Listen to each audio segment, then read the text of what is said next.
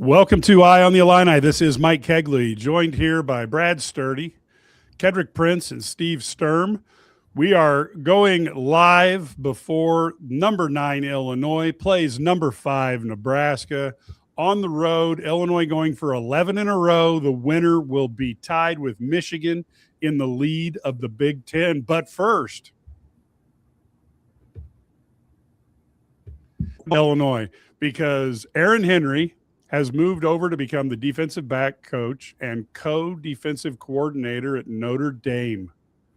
Now, I have a theory on this. I'm going to let these guys beat me up on it, but I'll tell you what, I think with the escalating nature of this war, which is to get better players and better coaches and the endless increases, I think it may have been tough for Illinois to know exactly where the target zone is for some of the compensation.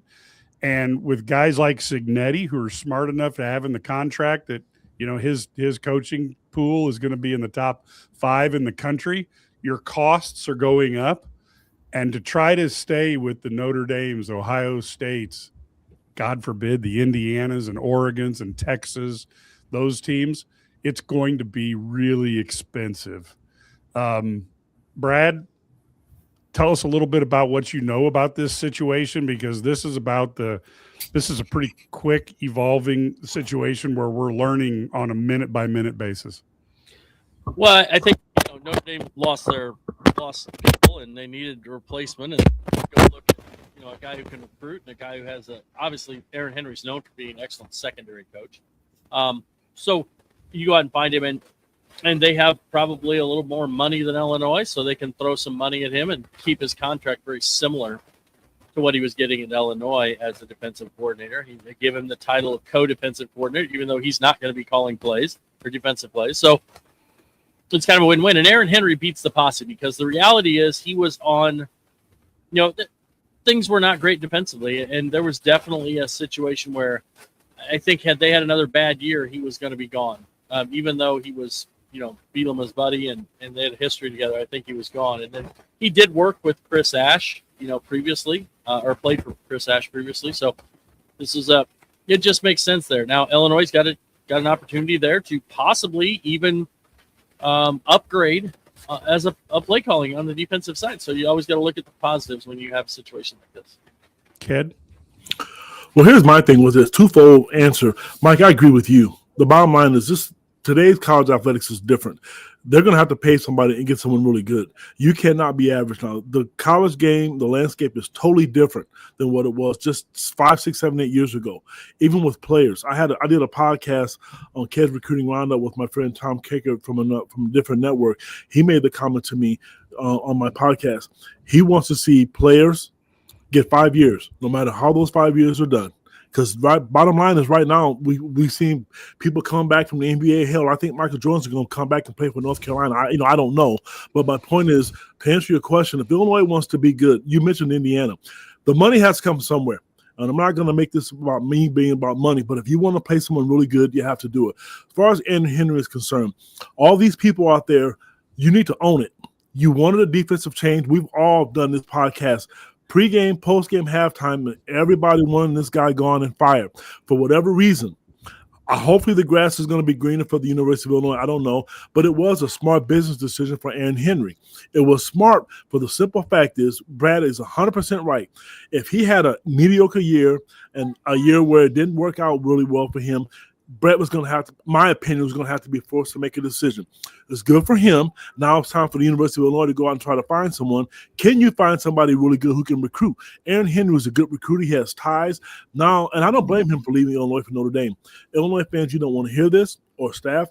It's a better program right now. Sorry to say that, but it is, and I don't blame the guy. So, Steve, you're the guy who gets to try to put together all of the personnel evals. Is there any component of that, especially looking at the results of the portal so far, any results of that has anything to do with this, and your thoughts overall? Yeah. So I think, the worrisome aspect that Brad and Ked were talking about is correct. Illinois did not have the portal season that they wanted to. I'm breaking down these guys kind of as we go through, and there's some talent to work with. There's some size and raw athletic ability to work with here, but especially in that defensive front five, it's going to be rough. And then to echo what Ked said, I think the thing is, like, we all remember that when Ryan Walters left, the key thing was we had to promote Aaron Henry because he was the guy recruiting all the stuff, all the guys in South Florida. And he was also kind of the key to all of our defensive backs. And those are kind of what's driving the defense. I'm worried about what's going to happen on both those fronts. I will say that there has been just an incredibly huge shift in college football recruiting since then, such that we now have just recruiting assistants. And it doesn't matter like it used to, where you used to have to hire this guy who's good at teaching the defensive line, but he also needs to be good at evaluating. He needs to be good in the living room, and that isn't true anymore. So we're not going to miss Aaron Henry as much on that score, I think. I am a little bit worried about how good of a coach he was in the defensive backfield. I'm not going to miss this. Does anybody remember what this is? That's all of our defensive backs looking at the sideline as the snap goes off, trying to figure out what's going on. That happened way too much. Even last year, it happened too much. So I'm not going to miss that part of it. But at the same time, I'm worried. Illinois fans should be worried. We lose Disher to Ohio State yesterday, and then we lose Aaron Henry today. It's we had built something that was pretty strong here. We ballyhooted a lot. It was the best 2 years in Illini football history, probably. And now we got, kicked in the shins a little bit in the portal and now in the coaching market. So we'll see what happens. I will say this as well. You're going to hear this a lot from me too. I don't know. Meaning, what is the new defensive coordinator going to bring? Because that will be under lock and key, and we're probably going to see something brand new when they take the field against East Carolina next year. Yeah, and I will tell you, I wrote an article on heat checks and Hail Marys. The job that I would not want was Pat Embleton's job as GM, because you're trying to figure out what you spend. And we saw the market for defensive linemen go like this. And so guys that, you might, at the start of the portal season, you might have thought were at X, we're getting offers for 2X. And you've got to try to realign your money. And Illinois lost some guys who maybe weren't all-stars, but the foundation pieces, the guys that were there for reps, et cetera, are gone. I don't think it's easy. And I think on this one, even just what your budget is for a coaching staff. Brad, you look at Brett Bielema's reputation amongst college coaches. He's incredibly well connected. He's a part of the American, College Coaches Association. He's a big part of that. Do you think with the resurgence of Illinois, is this going to be a job that people look at and say, you know what, I'd like to coach defense up there? They've won 19 games over the last 2 years. How do you see this going for the search to replace Aaron Henry? Because if Brett does his job, they'll come out of this ahead. I think they will. I think they will do well. I think that they're going to end up with a guy who has a lot of experience. I think that's going to be a change. Where they're going to get a guy who's got, a ton of experience as a defensive coordinator, or maybe even a head coach. An interesting name that has been thrown around a little bit is Justin Wilcox, who played defensive back at Oregon, and then has been defensive coordinator at Tennessee State or Tennessee, Washington, USC, and then Wisconsin before he became the head coach at Cal. So that might be an interesting name, but I think that's what you end up with. And obviously then you have a guy who has a ton of experience as a defensive play caller that can definitely, help this squad. Now I'm totally with you guys on the portal to a certain extent. Like, I love the offensive portal. I think they did a fantastic job on offense. I think their secondary is really good. And if Bierman is as good as they keep telling us he is, then we'll be fine at linebacker. But the edge, and even you can find nose tackles who can take up space, but the edge rushers, guys who can put pressure on the quarterback, they're going to need some help there. But maybe they have a guy who comes in who has connections to guys and can actually bring somebody in after the season. So, there's always that option too. So I think if they could get another 2 defensive linemen who can be solid, then I start feeling a lot better about this portal haul. Or maybe that kid who's the freak athlete they can coach him up and he becomes Gabe Bacchus. I don't know, which is saying a lot, but I think that's pretty. I think it's going to be interesting to see what they do here, but I think they could upgrade as a play caller, which may offset maybe what you don't have in talent. I really think part of it was talent. I don't think Aaron Henry's as bad as we thought he was. Did he have flaws? We can all say that. I love Barry Lundy Jr. I don't think they threw the ball to the tight end very much. I didn't like that part of it. Everybody has flaws. Did he get better? Yes, I thought he did. This whole thing for me with him, and people are talking about money, from my understanding, is that he didn't get a pay raise to go to Notre Dame. Yeah, I don't think he did, to be honest with you. So, Illinois pays well. They do. But I think whoever Brett hires, he's going to hire a good coach. But I think right now you better build a guy who can get out and talk to kids. It's not. I don't know. You guys may disagree. It's not about building relationships anymore. It's about going out there, proving what you prove on the field. Because the relationship part of it is about this green stuff, and it's going to the bank or getting a direct deposit into your checking account. That has replaced player relationships. The game has changed. It's no longer the same as what it once was. So to be able to go out to get kids, prove that you're going to be good. Players that I talk to from a recruiting standpoint, they want to be highlighted. They want to prove that they don't have to play zone coverage. They can go man to man and get to the league. That's what was Aaron Henry's selling point. So now that that's no longer there, I don't know what Brett Bielema was going to decide and what he's going to do.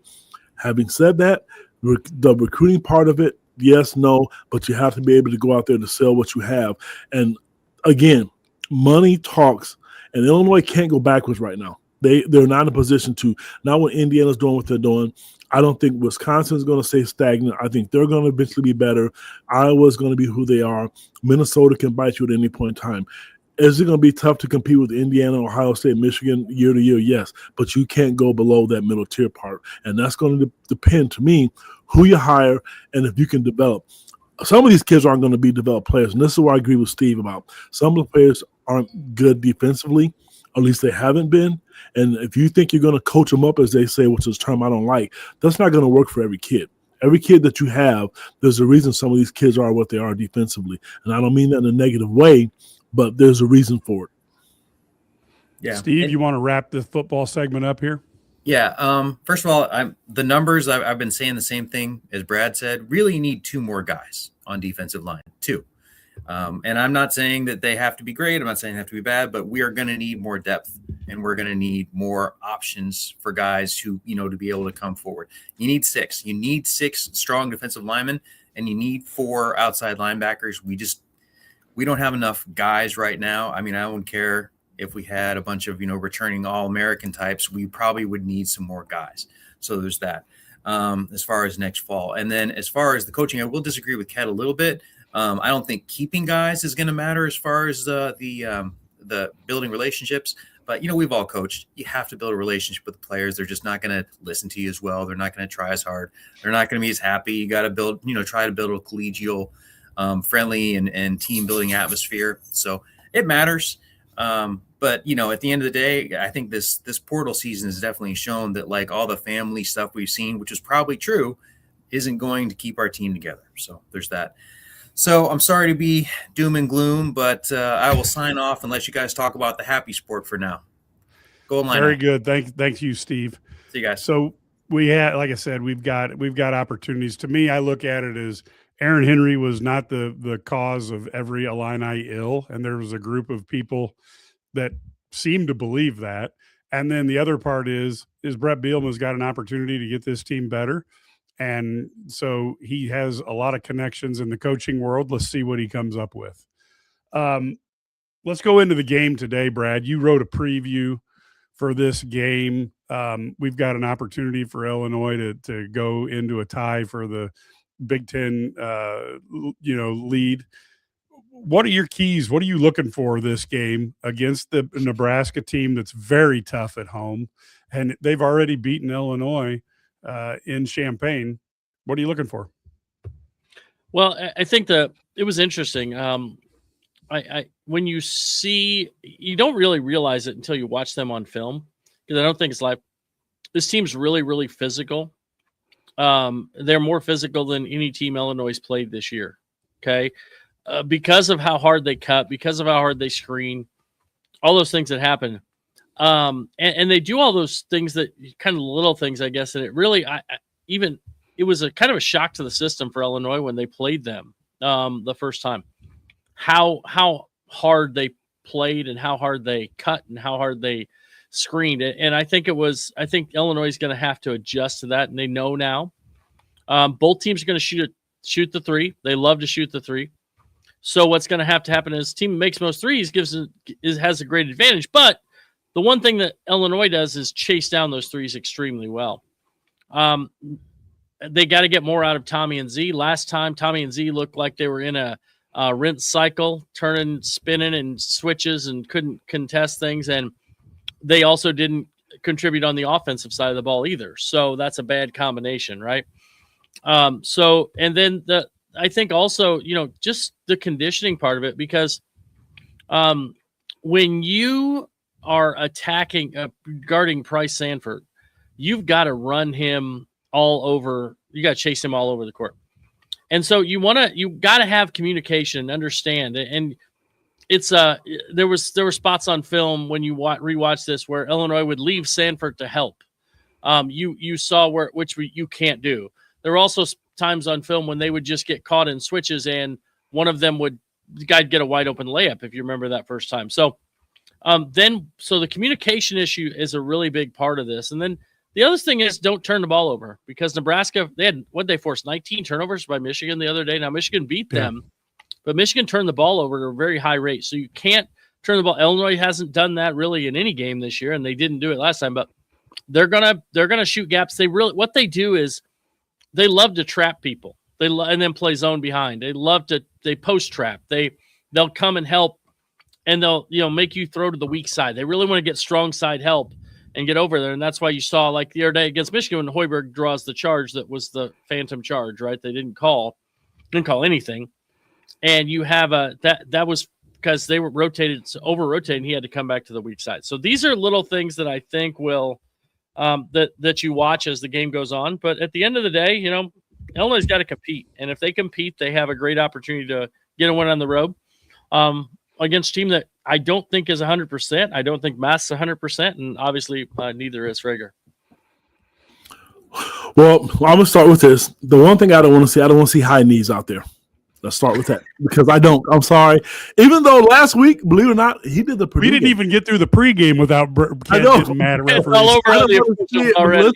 Hey, he did the Purdue game last week, and I'm going to tell you didn't notice he was there, because he did a really good job last week. But anyway, I think defensively. We don't. Paul Zelk, Doug Simons, and Michael Reed, sorry. Today? Okay, good. Yes. Thank you, Brad. Now I can relax. I think last time defensively they made too many mistakes. They just really did. They made a lot of mistakes defensively, and Brad said that. And we all shared group texts and stuff.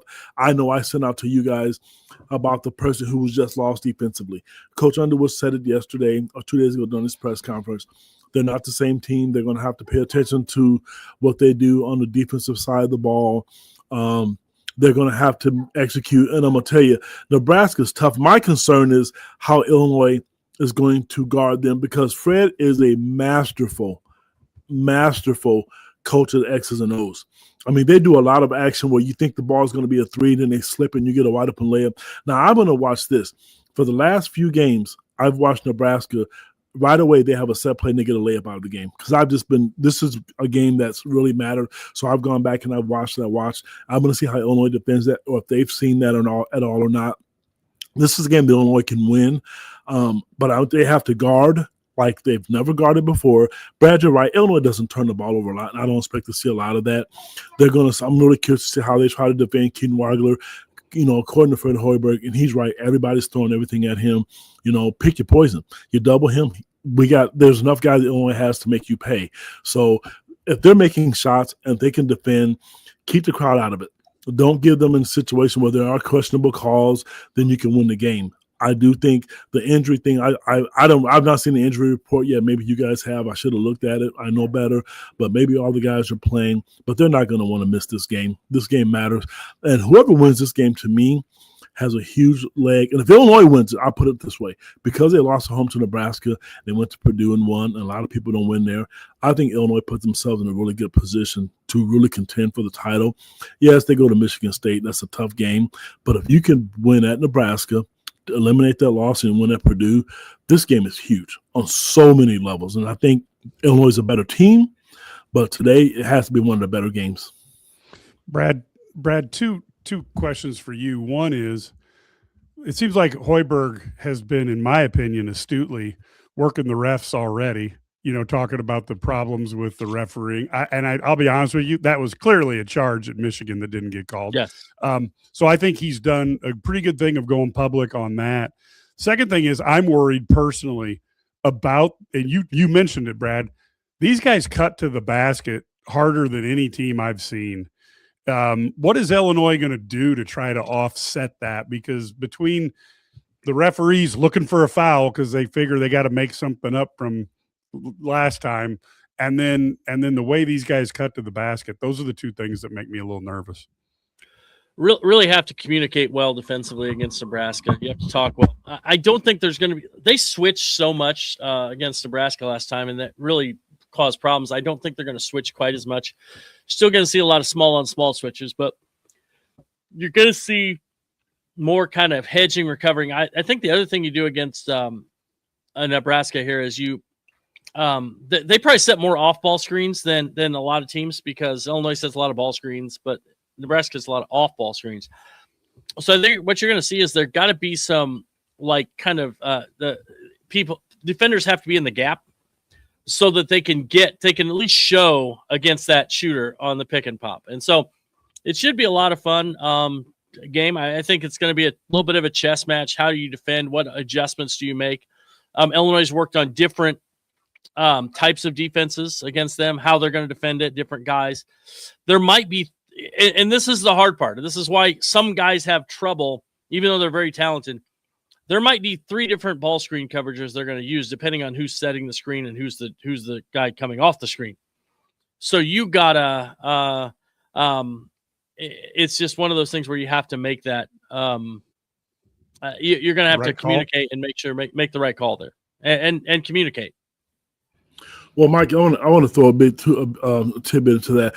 Brad's right. They really, really cut hard.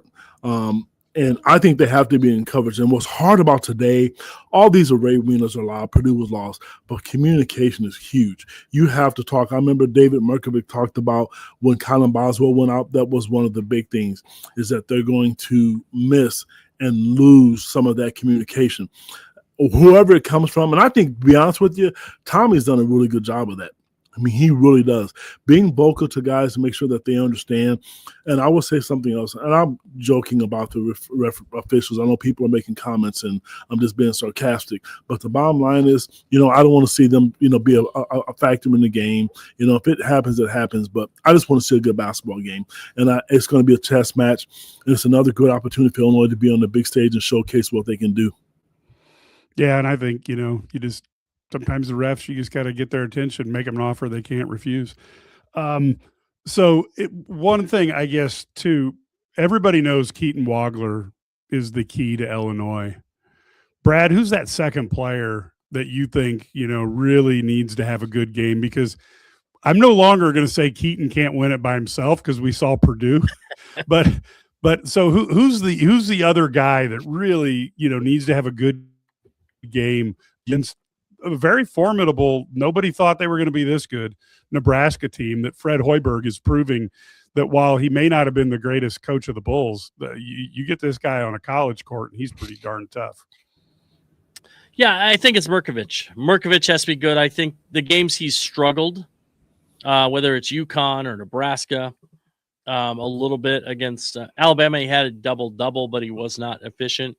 And you look at, if you look at it, when he has an offensive rating above 100, the Illinois is 16-0. When it's below 100, they're 2-3. Their only wins are Minnesota and Texas Tech, and so they got really good performances from other guys in those games. But I think Merkovic is the guy, and when he's good, they're good. All right, Brad's the analytical guy. I'm the eyeball test guy. I'm going to go a different route. I'm going to agree with our bestie, St. Dominic Rosary.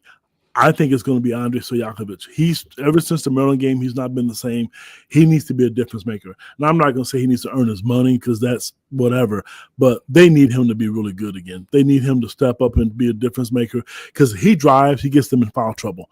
And I think David is just so underrated, David. He's so underrated because of all the other freshmen. This guy's having an outstanding freshman year.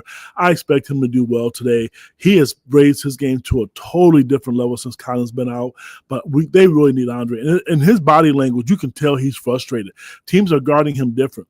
And if he's not making threes like he did against Maryland, he was able to get to the basket after that. If he's not making threes, he has to find other ways to score.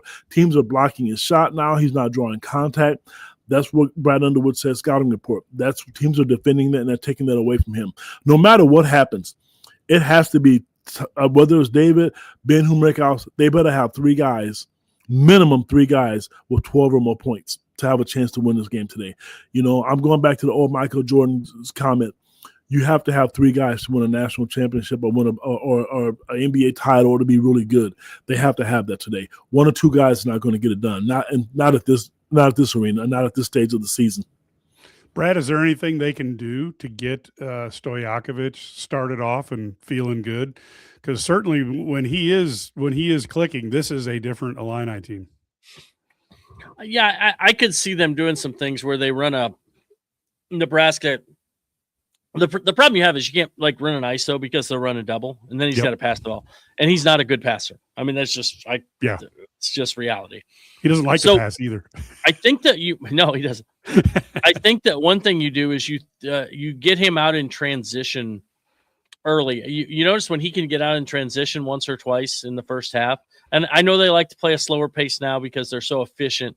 But get him out in transition and get him the ball and let him go one-on-one, one-on-two kind of action where there's no help. And I think that will get him going a little bit. He's going to get open shots, so from three, they're not going to defend the three. So, but I think just having him, and another option might be against Nebraska is a cutter. Yes. Use him as a cutter. Cut him down the middle. When they come and double, have him be the cutter coming down through the paint and dump it off. Let him finish at the rim. And then it's kind of, you feel good. You know how that is, you get one go at the rim and then shoot. Now 3-pointers look easy. Kat, anything you might do?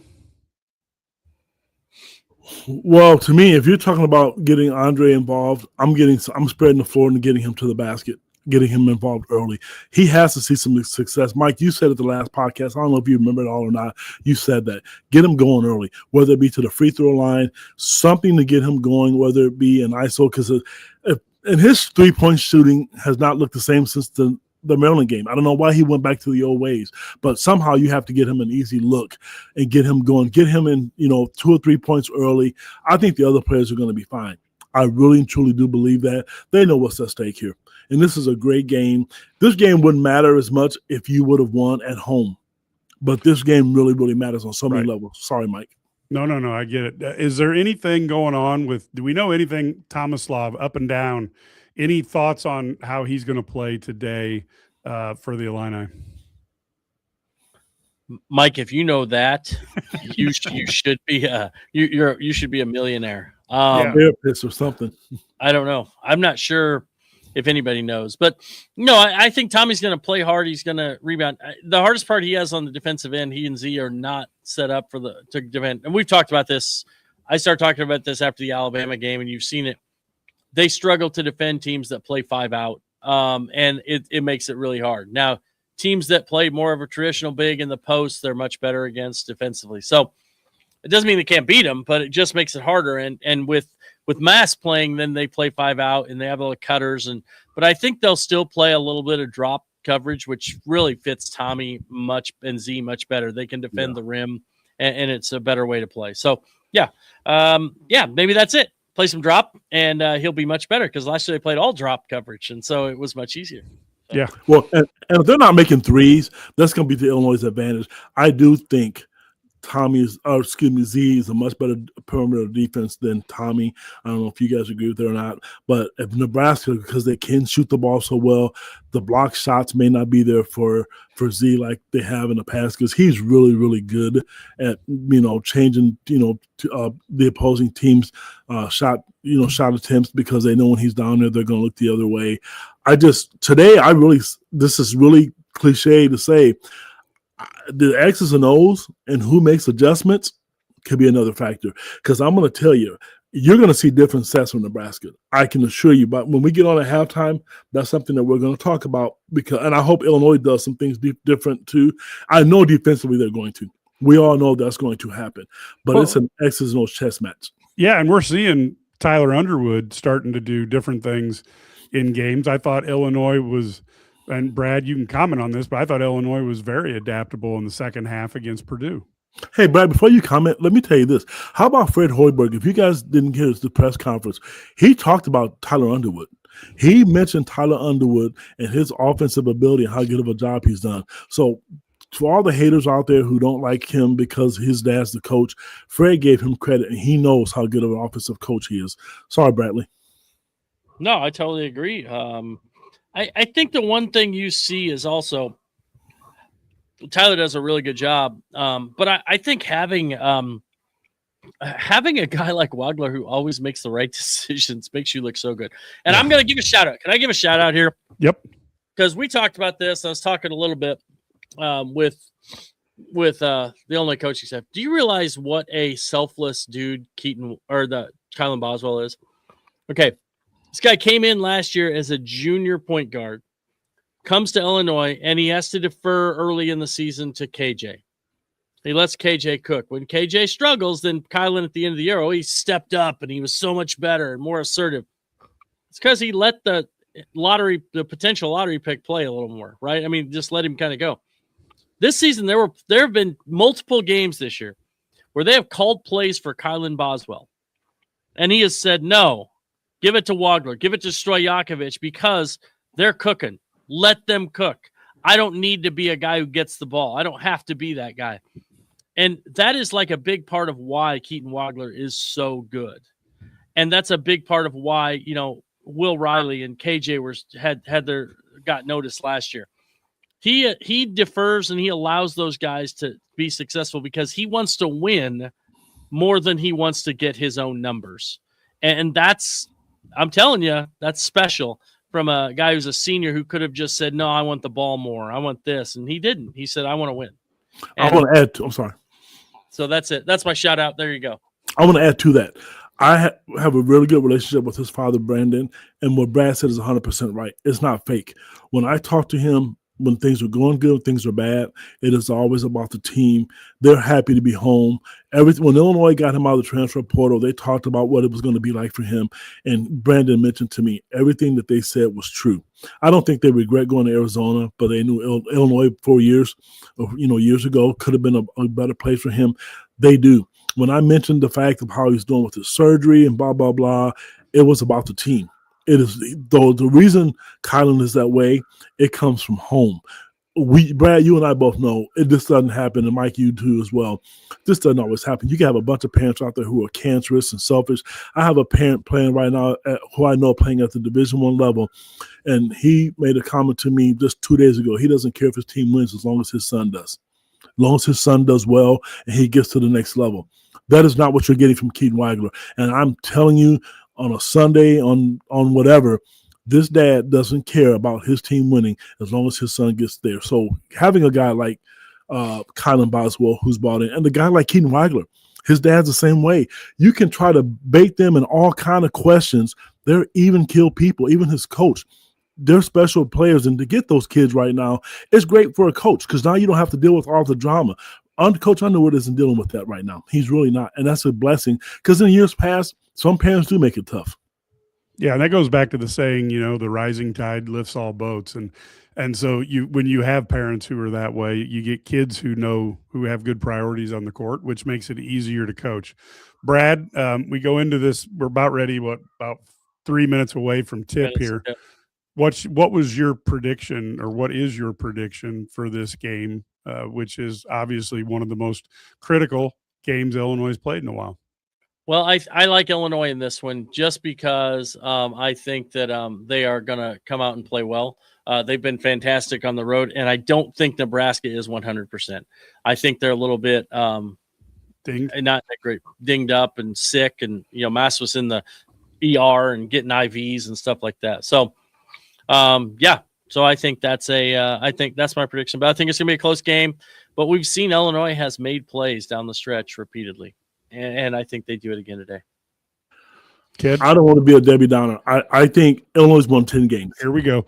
No, I'm being honest with you. They've won 10 games, man. And the officials are going to screw us, and we got no chance. I'm not even talking about the officials. I just think right now Nebraska got beat, and Illinois is going to play great. I'm not worried about that. I just see Nebraska being at home. Everything points to them, and it's not the end of the world if they do decide to lose. If they do lose. So it's going to be like the Purdue game. Purdue was coming off a loss. No, because I know that didn't matter. But I'm just saying, because it doesn't. It doesn't matter, but it does. It does. Purdue, and listen, Purdue's playing. Nebraska's playing better right now, fellas. Let's call a spade a spade.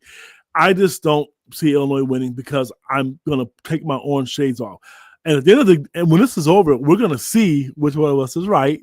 Do I want Illinois to win? You betcha. Because Nebraska thinks that they're about to win a national title, and this is a team that has never won a tournament game, mind you. But I love Fred. I think he's a good guy. But I just think right now, looking at this whole big picture, it's not the end of the world if Illinois loses. I just want them to play well. Yeah, I don't think it's going to be a game where like Nebraska is overwhelmed because of the moment. It's first top 10 matchup ever at Nebraska. First time they've ever had two tops, because Nebraska's rarely been in the top 10, right? Yeah. So, but I do think, I mean, I don't disagree with you, Ken. I think Nebraska could win just as well as Illinois could. I totally agree. My thing about Nebraska is sometimes when you lose guys, you come out that first game after they're gone and you're just fantastic. You play better than you can play, and so forth. And I think now they're in a situation where if Mast and Frager are not playing up to 100%, I do think that will impact this game more than it did, say, against Michigan. So, but if they are, then I may change my pick, but I'm thinking they're not. Yep. So, folks, we will be back at the half. So tune back in, same channel, everything else. We will be here at the half. Until then, folks,